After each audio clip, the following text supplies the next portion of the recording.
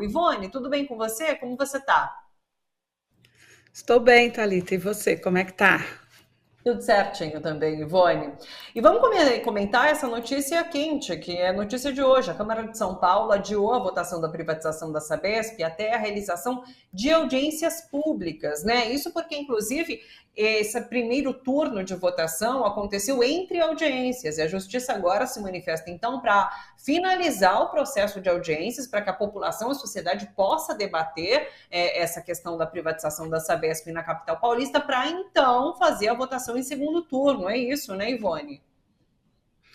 Sim, é isso, e isso só foi devido ao PT, né, e o PSOL que entraram com essa ação aí na justiça, e também dos movimentos sociais, né, que também estão aí na luta contra a privatização da Sabesp, né?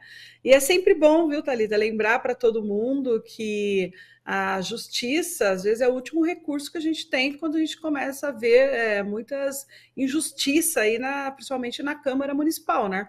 Eu estava lá na semana passada, 17 de abril, quando eles fizeram essa votação, antes de terminar todas as audiências públicas, e foi um espaço extremamente antidemocrático. Tanto foi antidemocrático porque a gente queria assistir ali, né?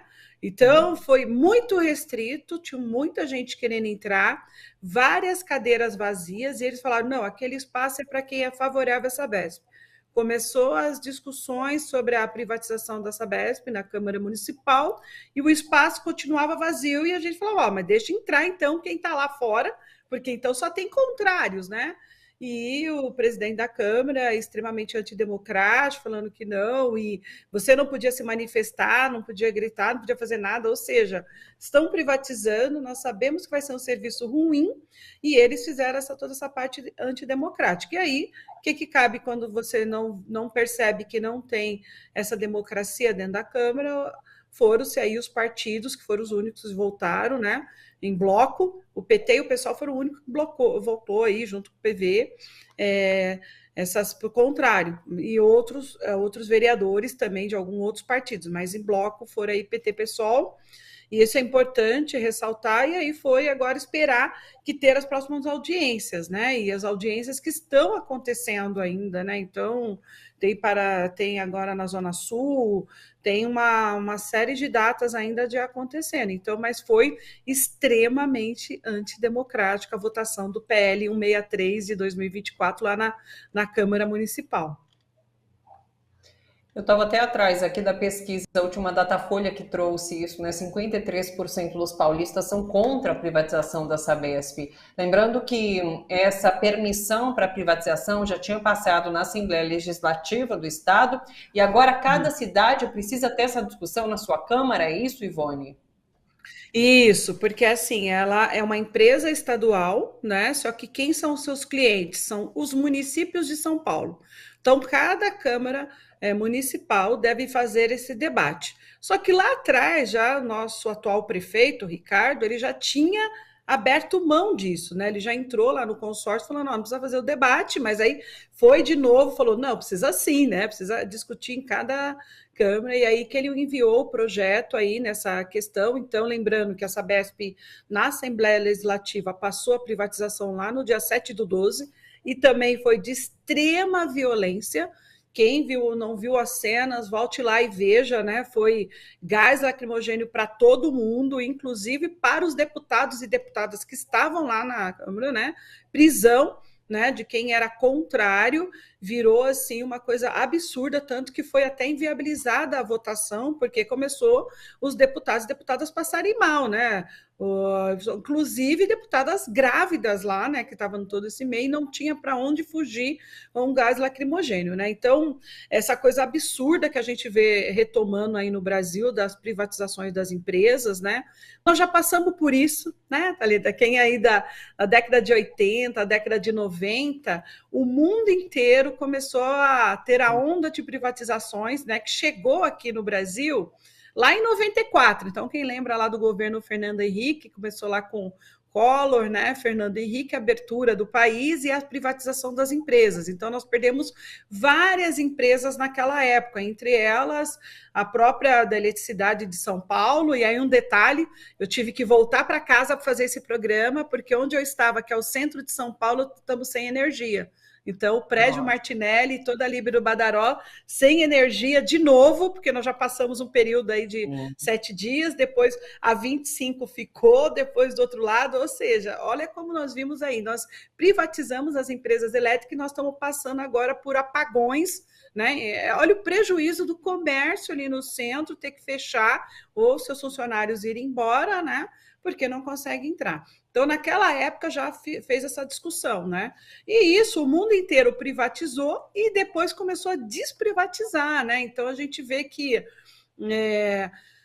no mundo, mais de 300 cidades, né, em todo mundo começaram a reverter essa questão da gestão do saneamento, né? Entre elas, a gente vê aí Paris, Berlim, Budapeste, Atlanta, né, já remunicipalizou o abastecimento da água. Na América Latina, nós vimos que Buenos Aires, La Paz, Cochabamba, então, assim, foram desprivatizando que vira assim, não deu certo. Aí nós estamos agora numa nova onda privatista no Brasil, que isso começou, e eu quero reforçar bem, após o golpe, né, contra a presidenta Dilma, quando entrou o Temer, né? Então, várias categorias e várias empresas estatais, nós trabalhadores fizemos muita luta para não privatizar, né? Então, isso é bem importante. E agora, e aí no governo Bolsonaro, nós vimos vários, e foi aí que passou a privatização da água, né?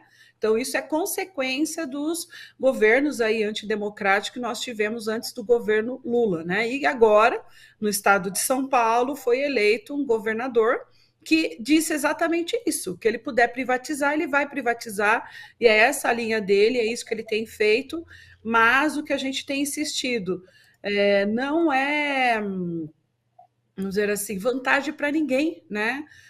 A gente já tem exemplos no próprio Brasil disso, né? Privatizou, por exemplo, o Rio de Janeiro. Então, hoje a gente tem a tarifa social em São Paulo, que essa é importantíssima, viu, Thalita? Que muitas pessoas ali têm, na cidade mais rica do país, não conseguem, muitas vezes, pagar suas contas porque ganham, às vezes, até menos que um salário mínimo, né? Que a nossa... na cidade de São Paulo, a gente tem essa diferença, né? Então, quanto alguns bairros são muito ricos, ou são muito pobres. Então, em São Paulo, essa tarifa é de 22,38, né? Até vários vereadores citaram isso lá para não fazer a privatização na Câmara Municipal. O Rio de Janeiro, que privatizou, é 45,32, já é um aumento de 102. E quando você pega Campo Grande, que privatizou, essa mesma tarifa social é 60,95, ou seja, 172% a mais. Então, o pessoal que mais necessita, ao contrário do que os vereadores discursaram lá, que eram favoráveis à privatização, agora vai chegar água e esgoto para todo mundo, não. Mentira, né? Agora vai ficar caro, né? E lógico que a iniciativa privada não vai fazer investimentos onde deve, né? E nessa tarifa comum, por exemplo, hoje, enquanto você paga 71,70, no Rio de Janeiro é 111, 56% a mais, e em Campo Grande é 134, ou seja, 87% a mais. Ou seja, Thalita, nossa conta de água vai aumentar muito, como da energia. E nós vamos ver nossa água aí, que hoje a Sabesp, ela realmente a água é muito boa, né? Você consegue hoje receber uma água de qualidade, uma água que, inclusive, dá para você beber, né? Se você tiver tratamento correto da sua caixa d'água, você consegue beber ela da torneira. E você vai trocar isso por uma água como nós temos hoje no Rio de Janeiro, em que chega escura, horrorosa, né? Uma água barrenta, que não dá nem para você fazer nada, né? Não dá para cozinhar, não dá para tomar banho, não dá para beber. E nós temos que pensar, né? O ser humano às vezes consegue ficar dias sem comer, mas ele não consegue ficar dias sem água potável. Então, essa é a nossa grande luta, que água é vida, né? Então, isso que é muito importante aí para nós. É isso, é um bem essencial, né? Não dá para ser privatizado. Existe toda essa discussão em relação a isso, é um serviço essencial que não pode ser privatizado. E a população de São Paulo está mostrando que não quer essa privatização. Datafolha agora de abril, mostrando que 53% da população não quer a privatização da Sabesp. Como a Ivone coloca, o Brasil está na contramão do mundo ao privatizar esse serviço de abastecimento de saneamento. Provavelmente, o segundo turno dessa votação na Câmara aconteça só agora, depois do dia 27, que é quando é realizada a última audiência, certo, Ivone? Isso, e aí nós do Movimentos Sociais estaremos lá de novo junto com os vereadores, né, para dar essa força aí que são contrários para a gente tentar barrar isso em segunda votação. Né? E é importante, nós lá da CUT São Paulo, nós estamos lá na pressão, dentro do nosso site lá, cut.org.br/sp, da CUT São Paulo, a gente tem lá o Na Pressão, que quando você manda a sua mensagem, vai para todos os vereadores aqui na cidade de São Paulo. Então, é importante você mandar, se você não concorda com a privatização, você mandar isso, a sua mensagem direto para os vereadores, que é só isso que eles vão entender, né? Porque esse ano tem eleição. Então, o eleitor tem que dizer para o vereador ou vereadora que ele não concorda com a privatização, porque só assim que nós vamos conseguir realmente barrar essa privatização aqui na cidade de São Paulo. Ivone, só para finalizar, eu queria que você falasse rapidamente para a gente da celebração do dia 1º de maio, que cai na próxima quinta-feira, né? É isso? Quarta-feira. Isso. Próxima quarta-feira. Nós vamos, nós vamos fazer aí um grande ato com a presença do presidente Lula, que já confirmou, a partir das 10 horas, ali na arena, né, do Corinthians, né? Que as pessoas que chamam aí carinhosamente é conhecido como Itaquerão, né, ali na Zona Leste, e eu convido a todos os trabalhadores, todas as trabalhadoras, né, a comparecerem nesse ato político, né, que dia de 1º de maio não é um dia de comemoração, é um dia de luta em que nós da classe trabalhadora vamos dizer quais são as nossas pautas importantes, né, que sempre é avançar nos direitos, né, e não ter retirada de direitos. E, principalmente, baixar os juros. Essa é uma grande luta que a classe trabalhadora está para baixar os juros, porque com os juros altos é impossível a gente comprar bens importantes para todos, né? Então, o eletrodoméstico, que muitas vezes as pessoas têm que comprar em várias vezes, a casa própria, né? Então, tudo fica mais caro no país quando você tem os juros altos. E lembrando, se tem juros altos no país, principalmente os investidores vão preferir deixar o seu dinheiro rendendo no banco do que fazer investimentos, né, em empresas, né? E se não tem esse investimento em empresas, você não tem geração de emprego. Então, tá aí bem ligada essa questão. Então, todo mês a gente faz essa grande luta, faz atos em frente ao Banco Central sobre isso. Então, nós vamos ter grandes pautas aí. Olhem lá no nosso site, cut.org.br, e veja todas as nossas pautas aí do dia 1º de maio. E vai ser um ato unificado, tá? De todas as centrais. Isso é sempre importante, né? Porque todas as centrais, a CUT, a Força, o GT, todas essas nós estamos com muita dificuldade, né? Dos trabalhadores, então é essa união aí desse ato unificado.